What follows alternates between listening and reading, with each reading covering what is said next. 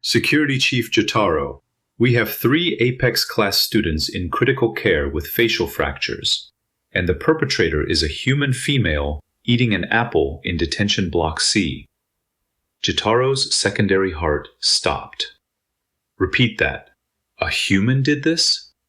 The medical officer's voice cracked through the calm.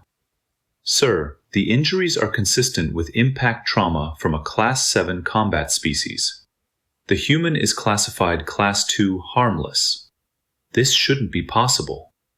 Jotaro's claws clicked rapidly across his security console, pulling up the footage from 30 minutes ago. His eyes widened as the cafeteria camera feed loaded. There, Korvax, the Vraxian who'd been flagged twice for aggressive behavior, but never formally charged. Twice Olivia Smith's size, apex predator classification, bone density that could shrug off small arms fire. The Vraxian was face down on the floor, 3 of his teeth scattered across the tile. Get me the Earth liaison, now. Jotaro's mandibles clicked in stress. And pull every piece of footage we have on the human student from the past month. According to YouTube analytics, 98% of viewers are not subscribed. That's a huge number. By subscribing the channel that is completely free. In the medical bay, Dr. Lyr'ana stared at her scanner readings, then at the human girl's hands, then back at the scanner. This is impossible. Your metacarpals should be fractured. You struck a Vraxian jaw structure with enough force to shatter bone plating that's designed to crack trilaxium shells. Olivia Smith shrugged, taking another bite of her apple. Is Lyr'ana okay? The Avarian? Lyr'ana's feathers ruffled in confusion. She's being treated for wing fractures, but you just hospitalized 3 students. 3 apex predators. Don't you understand the severity? I understand they've been breaking her wings every morning for 3 weeks. Olivia's voice was flat, casual even, but something in her eyes made Lyr'ana step back instinctively. I understand I asked 4 different teachers to help. I understand everyone said interspecies protocols and non-interference policies, and a bunch of other excuses that mean we're not going to do anything.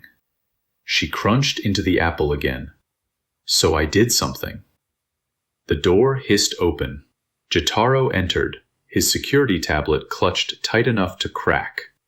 Behind him, Station Administrator Vexthul, a towering Kelvarite whose species had ruled 3 sectors through military might, looked genuinely shaken. Miss Smith, Vexthul's translator struggled with the tremor in his voice. Do you understand you've created a diplomatic incident of the highest magnitude? I understand I stopped 3 bullies from permanently crippling another student. Olivia met his gaze without flinching. Are we really calling that a diplomatic incident? Jotaro pulled up his tablet, hands shaking slightly. I've been reviewing footage. 3 weeks of systematic assault. Korvax and his cohort targeting Lyr'ana specifically, breaking her wings. Every single day. He looked at Vexthul. You're telling me that wasn't a diplomatic incident? Avarians are prey class. Their conflicts don't. Vexthul stopped as Olivia stood up. She was small. By Galactic standards, laughably small. Classified as harmless. Civilians of her species didn't even register on combat assessment scales. But every being in that room took an involuntary step back. Her conflicts don't what? Olivia's voice was conversational, almost friendly. That somehow made it worse. Don't matter? Is that what you were going to say? Vexthul's calm erupted. Administrator, Earth Embassy on Priority 1, and they sound furious. Put them through to Conference Room Alpha, Vexthul snapped. Miss Smith, you're coming with us. Can I finish my apple first? The question hung in the air, absurd and terrible at once. A human,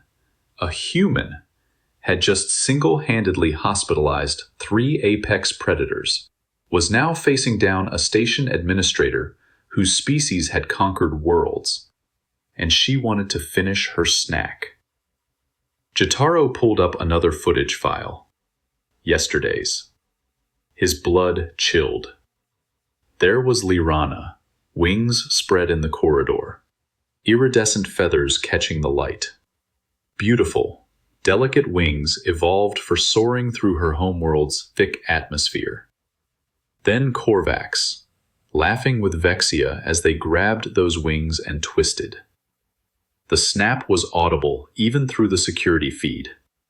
Lyr'ana's scream was worse. And there, in the background, barely visible, Olivia Smith, watching, her face completely still. How long? Jotaro's voice was hollow. How long has the human known? Sir, cross-referencing her schedule with the incidents, the security AI processed. She's witnessed 14 separate assaults. She reported to faculty 7 times. Filed 3 formal complaints through proper channels. All dismissed under interspecies non-interference protocols, Vexthul muttered. He'd signed those dismissals himself. Olivia took a final bite of apple, tossed the core into the recycler. You done asking questions? Because I've got one for you. She looked at each of them in turn. What exactly did you think was going to happen when you told someone to stop asking for help? The medical bay doors opened. 2 security officers wheeled in Vexia, the second attacker. Her snout was twisted at an unnatural angle, 4 teeth missing, 1 eye swollen completely shut. Human headbutt, one officer reported, voice numb with shock. Single strike. She's classified as a harmless species. Not anymore, Jotaro said quietly, updating the file on his tablet. The human classification blinked red, demanding immediate review. Olivia smiled, but it didn't reach her eyes. Oh, I'm still harmless. To anyone who isn't breaking someone's wings for fun. She cracked her knuckles. The sound made 3 trained security personnel flinch. Turns out, where I'm from, we've got this weird thing about bullies. And what's that? Vexthul asked, knowing he wasn't going to like the answer. We break their faces. Conference room Alpha filled with tension as Jotaro queued up the security archives. I need everyone to see this. All of it. The holo projection flickered to life 3 weeks ago, Corridor 7B, morning cycle. Lyr'ana glided through the hallway, wings catching artificial thermals, her feathers shimmering purple and gold. She looks happy, free. Then Korvax stepped out from a side corridor. No, no, no, Lyr'ana's voice, small and terrified. Please, I have class. Korvax grabbed her left wing. Vexia grabbed her right. They pulled in opposite directions until the sickening crack echoed through the speakers. Olivia, sitting in the conference room, looked at her hands, said nothing. Jotaro fast-forwarded. Day 2, same corridor, same time. Lyr'ana tried a different route. They found her anyway. Another crack. Day 3, Day 4, Day 5. Medical records show full wing fractures requiring regeneration therapy, Dr. Zara reported, her voice shaking. 14 times in 3 weeks, each one requiring 2 days to heal. She was in constant pain. Who witnessed these attacks? The Earth liaison demanded through the comm. Ambassador Chen's voice was ice. Jotaro highlighted figures in the footage. Professor Xylian, Maintenance Chief Rahax, Counselor Darax, Security Officer Grenix. He paused. Myself. Twice. And what action was taken? Silence. I asked. Everyone turned to Olivia. She was staring at the frozen image of Lyr'ana's broken wing. Day 6. I went to Professor Xylian, asked why nobody was stopping it. Jotaro pulled up classroom footage. Olivia standing at the professor's desk, gesturing at her datapad showing medical reports. Professor, Lyr'ana's wings have been broken 6 times. Why isn't anyone... Miss Smith. Professor Xylian's tentacles coiled in discomfort. I understand your concern, but interspecies conflicts are governed by strict non-interference protocols. Avarians are prey class. Vraxians are apex predators. Nature has hierarchies. This isn't nature. This is a hallway. The protocols exist for a reason. Your species is new to galactic society. In time, you'll understand these dynamics are more complex than human morality allows for. Olivia's jaw tightened. So you're just going to let them keep hurting her? I'm going to follow established procedures that have governed interspecies relations for 3,000 years. The footage jumped. Day 9. Olivia in Counselor Darax's office. Please, there has to be something. Miss Smith, you must understand your perspective is limited. Darax's expression was patronizing. Humans lack the centuries of evolutionary context we possess. Vraxians are simply expressing dominance behaviors. It's natural for their species. Breaking someone's bones every day is natural? For apex predators, yes. I know this seems harsh by human standards, but you cannot impose your cultural values. My cultural values say don't torture people. And that's admirable, truly. But you're classified as a Class 2 harmless species. Even if you wanted to intervene, which I strongly advise against, you physically couldn't. A Vraxian would kill you in seconds. Olivia stood. Right, thanks for nothing. The ambassador's voice cut through. How many times did she ask for help? 7 formal requests, 3 filed complaints, 2 emergency reports. Jotaro pulled up the documents. All dismissed under Protocol 47, non-interference in natural hierarchy conflicts. Jesus Christ, Ambassador Chen muttered. Jotaro switched feeds. Day 18. Olivia approaching Lyr'ana in the library, wings freshly healed, the Avarian flinching at the approach. Hey, Lyr'ana, right? Please don't. I can't afford another healing citation.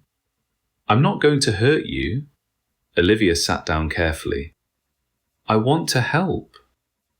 Lyr'ana's laugh was bitter, broken. No one can help. You're new here. You don't understand. Korvax is apex class. His family controls 2 systems. Security won't touch him. Teachers won't risk the political complications. And even if they wanted to, she flexed her healing wings slowly. Species like mine, we're just acceptable casualties. That's insane. That's the galaxy.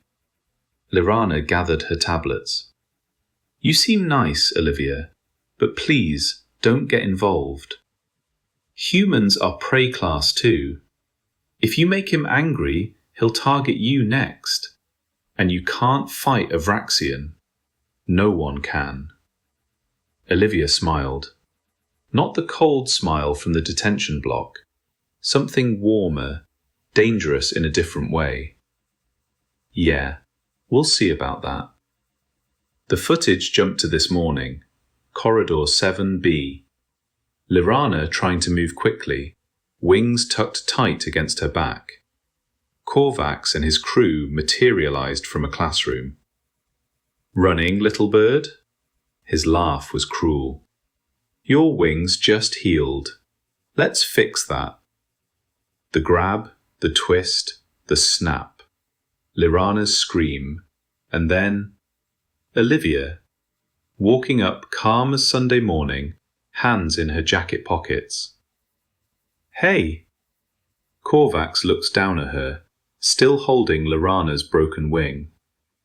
The human pet. Go play with your own kind, pray. Let her go, Vexia laughed. Or what, you'll file another complaint? Or I'll make you. Olivia's voice was conversational, almost bored. Pick on someone who can fight back. Korvax released Lyr'ana, who crumpled to the floor. He stepped toward Olivia, towering over her, easily twice her mass. You're Class 2 harmless. I'm Apex Predator. Do you understand what that means? It means you're used to people being scared of you. With good reason, his claws extended. I could tear you apart. You could try, Olivia shrugged, but you won't get the chance. Foolish prey. Korvax's strike came fast, trained, lethal, capable of crushing skulls. Olivia wasn't there. She'd moved sideways, impossibly fast for her species classification. Korvax's momentum carried him forward, off balance, and Olivia's fist came up in a tight arc. The impact sounded like a gunshot. Korvax's jaw shattered. 3 teeth flew across the corridor. He dropped like his strings were cut. Vexia stared. You're harmless. Harmless to people who aren't assholes. Olivia turned toward her. You want to try me too? Vexia charged. Her species were ambush predators, designed for overwhelming first strikes. Olivia's head snapped forward. The headbutt caught Vexia's snout perfectly, breaking it with a wet crunch. 4 teeth scattered.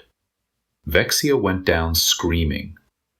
The third bully, Ganix, a Kelvarite warrior class, pulled a shock baton. You little... He never finished. Olivia grabbed his arm, used his momentum, and threw him through the cafeteria table. The reinforced structure, rated for Class 8 species, collapsed under the impact. Silence. Lyr'ana, still on the floor, wings broken, stared up at Olivia with wide eyes. Olivia knelt beside her. You okay? You just... Yeah, Olivia smiled gently. Told you we'd see about that. In the conference room, the footage paused. 3 apex predators unconscious. 1 human, barely winded, helping an Avarian to her feet. That, Ambassador Chen said quietly, is what happens when you ignore a human asking nicely. Retry, Claude can make mistakes. Please double-check responses. Replay it again, Vexthul demanded, his massive frame hunched over the holographic display. Frame by frame, I need to understand what I'm seeing. Totaro isolated Korvax's strike. The Vraxian's claw swipe measured 47 kilometers per hour, fast enough to decapitate most species. Lethal force, no question. Frame advance. Olivia's head tilted 3 degrees left. Frame advance. Her torso rotated. Frame advance. She was gone. Korvax's claws slicing empty air. Reaction time, 0.12 seconds, the Combat Analysis AI reported. Classification: impossible for human physiological parameters. Run the combat prediction algorithm, Vexthul ordered. The AI simulated the fight 1,000 times. Each outcome showed the same result. Korvax kills the human in under 5 seconds. Win probability 99.97%. Now overlay what actually happened. Olivia's counterpunch. Korvax's jaw exploding. The Vraxian unconscious before hitting the floor. Combat prediction accuracy 0.03%.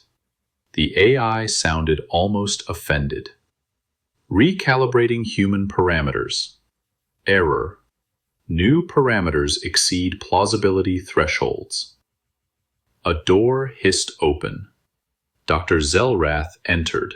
The station's senior xenobiologist, called from his research lab. His 6 eyes blinked independently as he absorbed the footage. "You brought me here for a hoax." "I wish," Jotaro muttered. "This happened 2 hours ago." Zelrath's mandibles clicked in disbelief.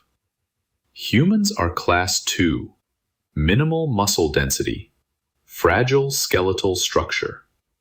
Their homeworld is a light gravity environment. 1.0 Standard G, Ambassador Chen interrupted through the comm. Earth is exactly standard. Exactly standard, Zelrath repeated slowly. Not heavy world, not high oxygen, not evolutionary pressure environment. He gestured at the frozen image of Olivia's fist connecting with Korvax's jaw. This impact force requires 847 pounds of pressure. A human female of her size should generate at most 200 pounds. This is physically impossible. And yet, Jotaro played the headbutt. Vexia's reinforced snout crumpling like paper. Zelrath's color shifted to pale green, his species' fear response. That bone structure is rated for Class 7 impacts. I know. Her skull should be fractured. It's not. Medical already checked. The xenobiologist sat down heavily. Then our understanding of human physiology is fundamentally flawed. Commander Sarix arrived next, the station's combat specialist, a scarred veteran who'd served in 3 wars. She watched the footage once, silent. That's military CQC, close quarters combat. Advanced training, takes years to master. Miss Smith, Vexthul addressed Olivia, who was still sitting calmly in the corner, now on her 2nd apple. Do you have military training? No? Combat academy? Mercenary background? Private security experience? I'm 16. I go to high school. Sarix moved closer, studying Olivia like a battlefield opponent. Those moves, the dodge and counter, the redirected momentum throw, that's not street fighting. Someone trained you. My dad taught me self-defense when I was 12. The room went silent. Your father? Vexthul's translator struggled with his tone. Your father taught you to fight apex predators? Olivia looked genuinely confused. No, he taught me to fight bullies, in case anyone at school gave me trouble. She shrugged. Basic stuff. How to throw a punch, where to hit if someone grabs you, not to freeze up. Basic. Sarix repeated faintly. Yeah, you know, self-defense. Most kids learn some. Olivia took another bite. My friend Emma did karate. My cousin Michael did boxing. It's just normal? Normal. Ambassador Chen's voice carried a hint of amusement. Commander, How long does it take to train a galactic military recruit to that level? 3 years minimum, and that's for naturally aggressive species. Miss Smith trained for 4 years, starting at age 12. By age 16, she'd consider it basic childhood education. Dr. Zara pulled up medical scans on her tablet. I've examined her hands 3 times. No fractures, no microfractures, no tissue damage. She broke Vraxian bone plating with her bare knuckles and walked away with minor bruising. Let me see her homeworld file, Zelarath demanded. The data scrolled across screens. Gravity, 1.0 G standard. Atmosphere, standard oxygen mix. Dominant species, persistence hunters. Evolutionary advantages, endurance, heat dissipation, pattern recognition. Combat rating, Class 2, harmless. This is wrong, Zelarath said. All of this is wrong. The humans submitted it themselves, Jotaro noted. First contact protocols require self-reporting. They underreported. No, Ambassador Chen's voice was firm. We reported accurately. Humans are harmless. That girl just hospitalized 3 apex predators. 3 apex predators who were torturing someone weaker. Chen paused. That's the variable you're missing. Human aggression isn't dominance-based. It's protection-based. Vexthul's claws scraped the table. Explain. Humans don't fight to establish hierarchy. We fight to protect. The weaker the victim, the stronger our response. You want to see a human at their most dangerous? Hurt something they've decided to protect. Olivia raised her hand like she was in class. Can I say something? Please, Vexthul said weakly. I didn't want to fight anyone. I asked 7 times for help. 7. I followed your protocols, filed the right forms, did everything properly. Her fingers made air quotes. But you all just kept saying non-interference and natural hierarchy and a bunch of other garbage that translates to, we don't care if someone gets hurt. She stood up, and despite everything, the size difference, the species difference, the power difference, every being in that room felt small. Where I'm from, we have a saying, all that's necessary for evil to triumph is for good people to do nothing. Her voice was steady, calm, terrifying in its certainty. You all did nothing. So I did something. You could have been killed, Jotaro said quietly. But I wasn't, Olivia smiled. And Lyr'ana won't get her wings broken tomorrow, or the day after, or ever again. So yeah, I'd say it worked out. Dr. Za'ara's tablet chimed. Medical update. Korvax is conscious. He's demanding Miss Smith be arrested for assault. Of course he is, Olivia muttered. Sarex pulled up the combat footage again, studying Korvax's initial strike. That was lethal intent. If he'd connected, Miss Smith would be dead. Galactic law is clear on self-defense. And defense of others? Ambassador Chen asked. Less clear, especially across species classifications. Then let me make it crystal clear. Chen's voice carried the weight of Earth behind it. Every human on this station is now classified as protective class. We will defend others. We will intervene when we witness assault. And if your protocols say we should watch someone get tortured, your protocols are garbage. Vexthul stared at the conference screen. You can't just rewrite 3,000 years of interspecies policy. Watch us. Chen's smile was audible. You classified us as harmless. We agreed because to us, we are. But you forgot to ask the right question. Which is? Harmless to whom? The formal inquiry convened in Administrator Vexthul's office 6 hours later. Jotaro stood at attention. Ambassador Chen appeared via hologram. Olivia sat in a chair designed for beings twice her size, feet barely touching the floor. Miss Smith. Vexthul arranged his notes, claws trembling slightly. I need you to understand the severity of this situation. 3 students are hospitalized. Korvax's jaw required surgical reconstruction. Vexia may have permanent facial scarring. Ganix has a concussion and 3 cracked ribs. Okay. Olivia's voice was neutral. You could have killed them. But I didn't. She met his gaze steadily. That's called restraint. Restraint? Vexthul's translator crackled with disbelief. You broke bones, shattered teeth. I could have hit his throat, could have gone for the eyes, could have kept hitting after they went down. Olivia ticked off points on her fingers. I stopped the immediate threat with the minimum force necessary. That's literally the definition of restraint. Jotaro pulled up his tablet.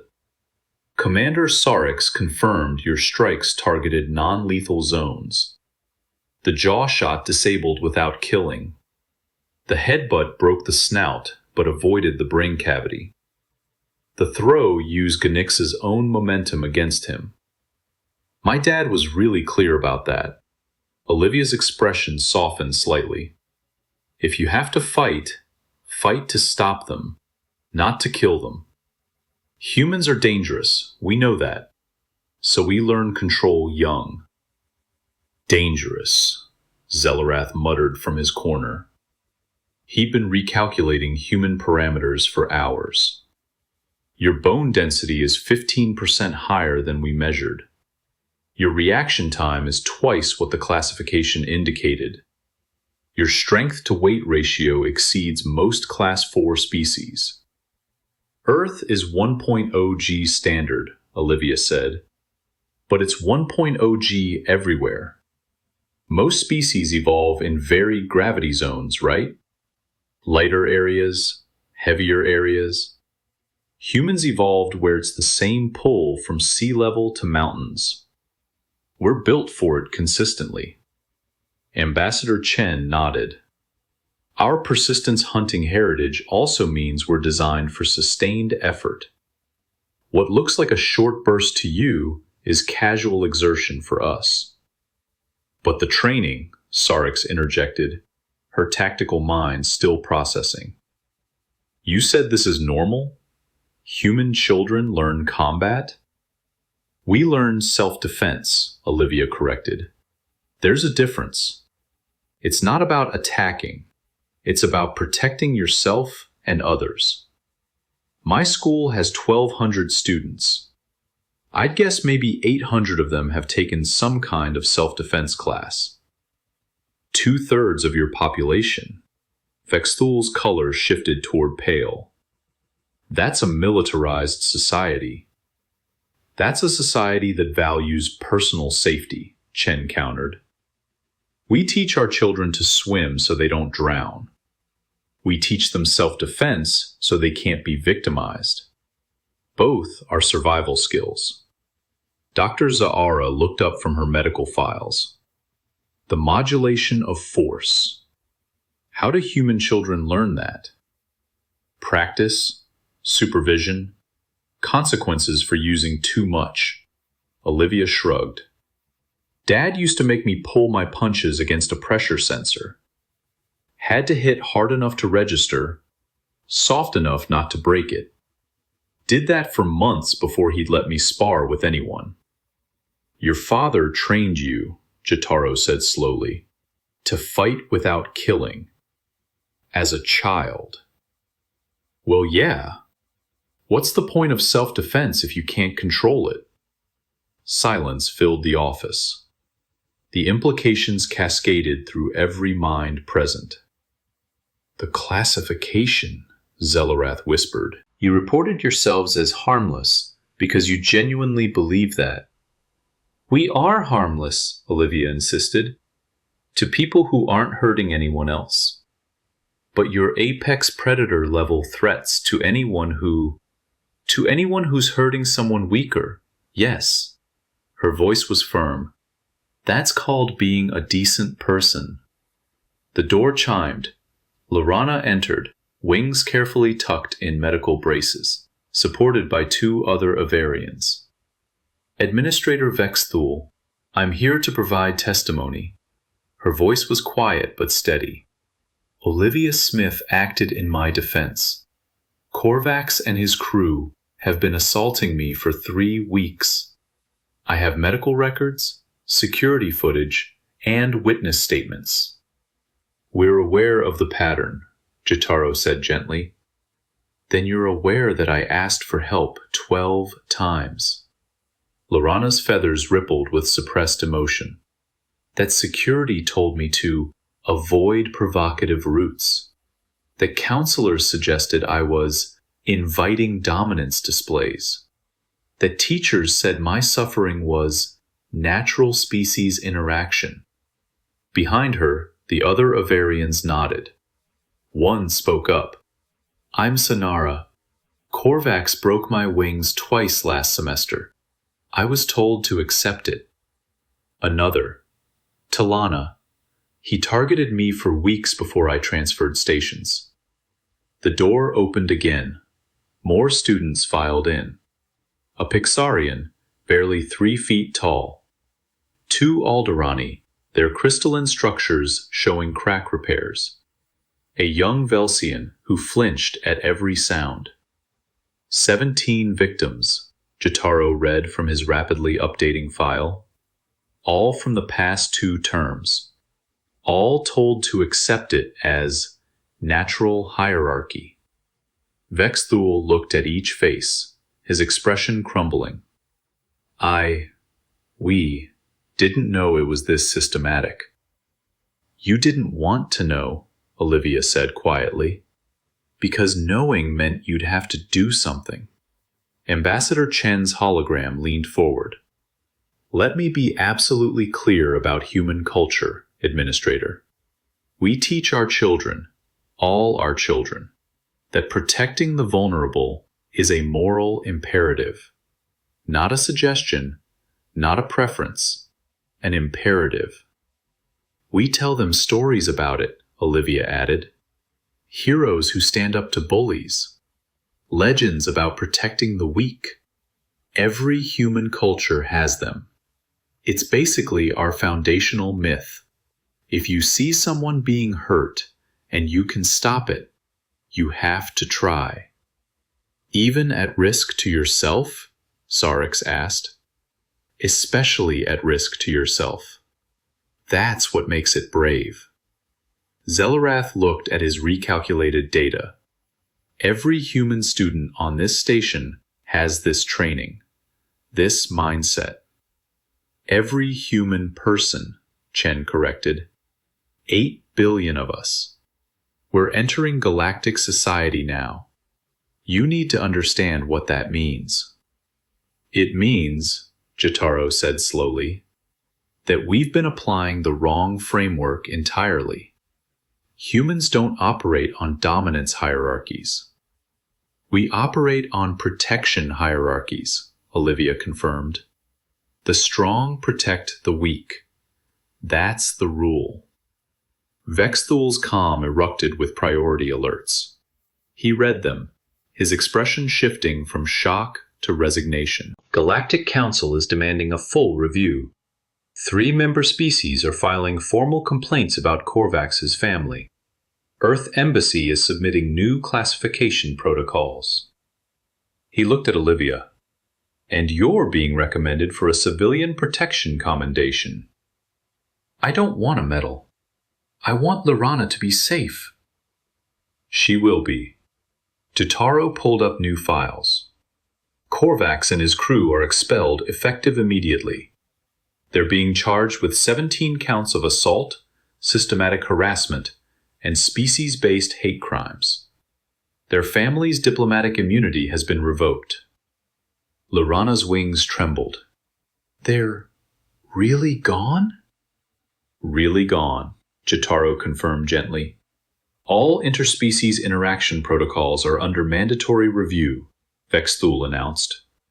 Non-interference policies are suspended pending revision. And humans, he looked at Olivia. Humans are reclassified as protective class allies.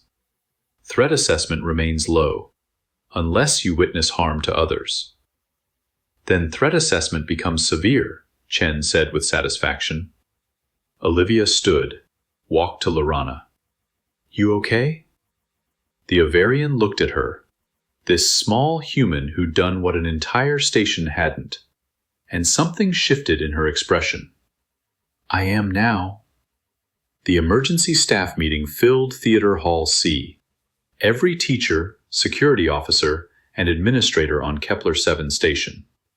Jotaro stood at the podium, his mandibles set in grim determination. Effective immediately, all non-interference protocols regarding human students are void. Murmurs rippled through the crowd. Humans operate under what they call a moral imperative. If they witness harm to another being, they will intervene. They don't ask permission. They don't file reports first. They act. He pulled up Olivia's file on the main screen. This is not aggression. This is protection behavior. Learn the difference. Professor Xylean raised a tentacle. But their classification has been updated. Class 2 harmless is now Class 2 protective allies. Threat level to station, minimal. Threat level to anyone harming others in their presence, severe. The new protocols scrolled across every screen. Human interaction guidelines, mandatory. Humans will intervene in assault situations.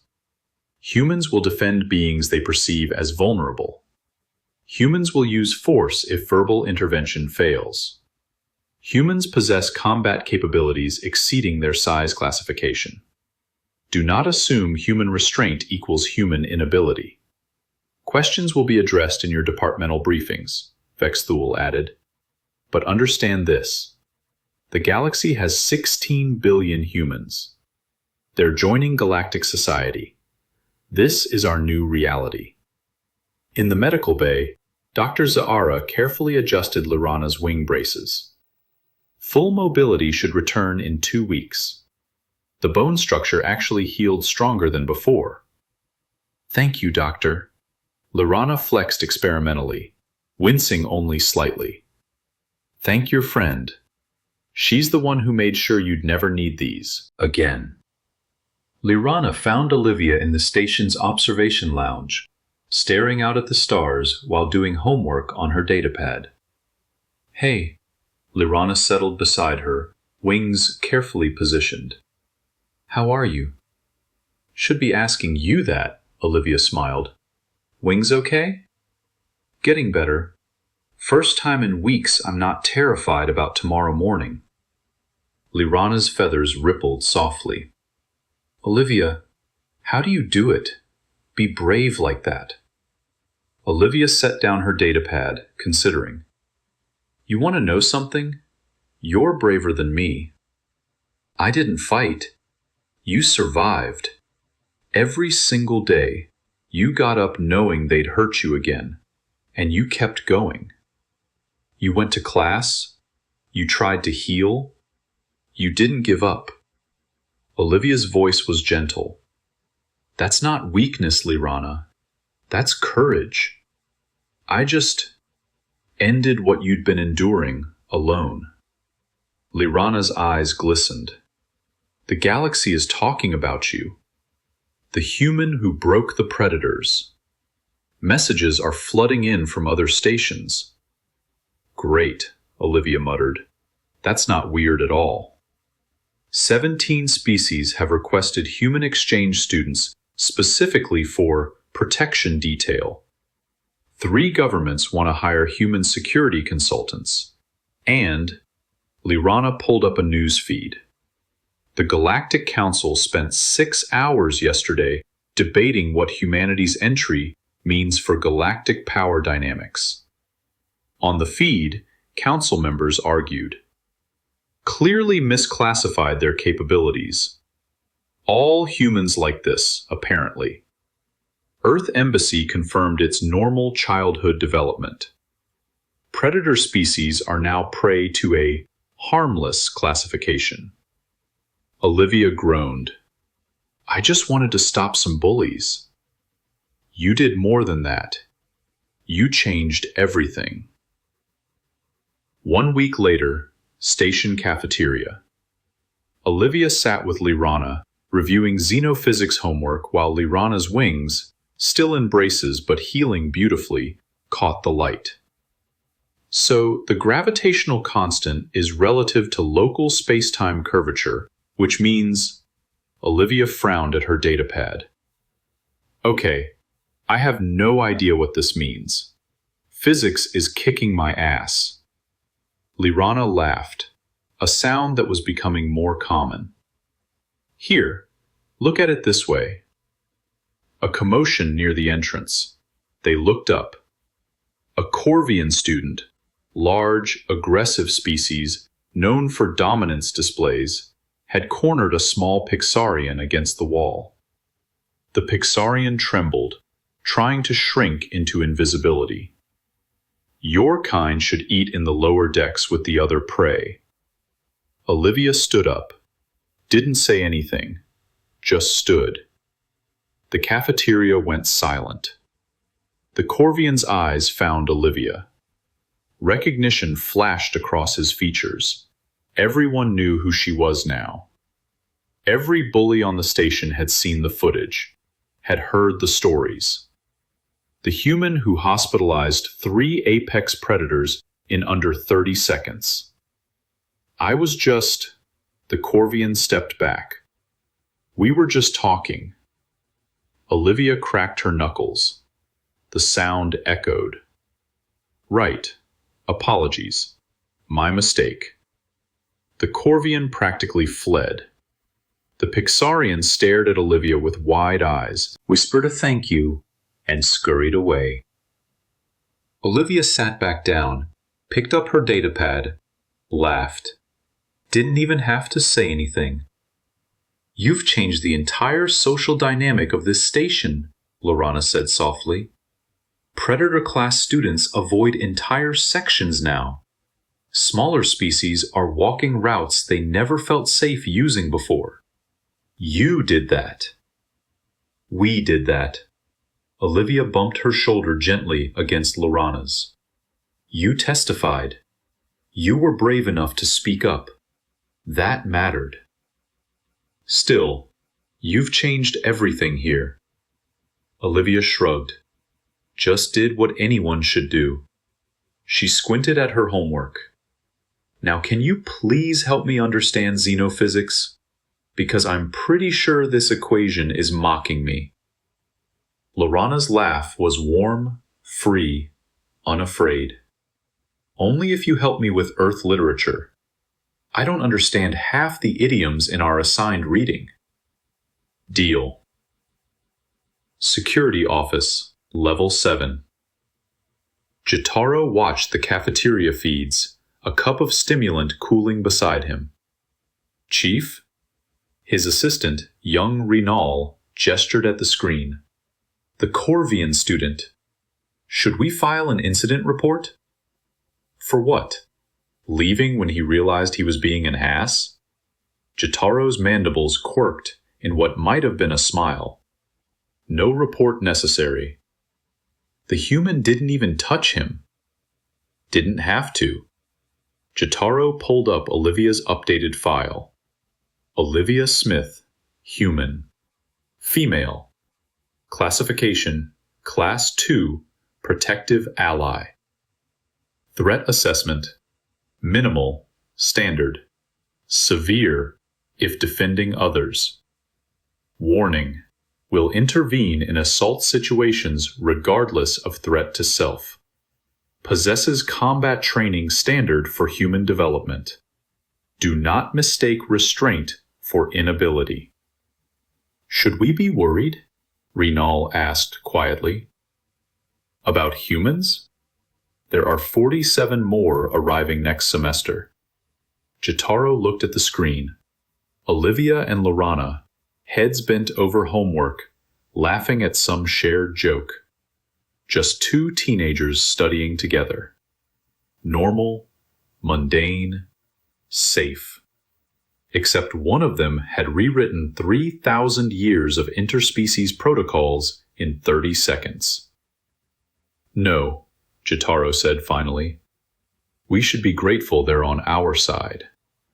On screen, Olivia gestured animatedly, explaining something about Earth literature. Lyr'ana's wings, healing, safe, protected, caught the light as she laughed. The galaxy had spent millennia establishing predator-prey hierarchies, dominance structures, natural orders. Humanity had walked in and said, "That's garbage." And somehow, impossibly, they'd been right. Jotaro added a final note to Olivia's file. Humans. They'll break your face to save your wings, then ask you for homework help. The galaxy will never be the same.